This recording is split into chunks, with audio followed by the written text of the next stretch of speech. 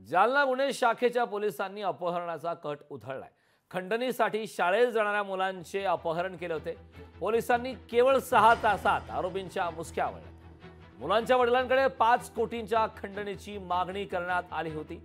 जालन्यातली ही घटना आहे, मात्र पोलिसांच्या सतर्कतेने केवळ 6 तासात आरोपीच्या मुसक्या आवळल्या।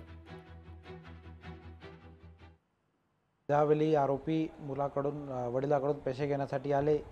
त्यांना रंगेहात पकडण्यामध्ये पोलिसाला यश प्राप्त झाला आणि एक आरोपी आम्ही ताब्यात घेतल्यानंतर त्याच्यातून पूछताछ करून दुसरा साथी जो जवळच थांबला होता त्याला ताब्यात घेतला आणि त्यातून पूछताछनंतर मुलाची लोकेशन आम्हाला कळली।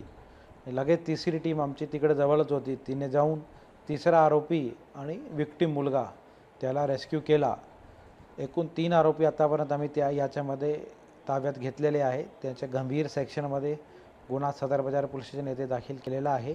आता त्यांना कोर्टामध्ये प्रोड्यूस करून पोलीस कस्टडीची मागणी करून पुढचा तपास पोलीस करणार आहे।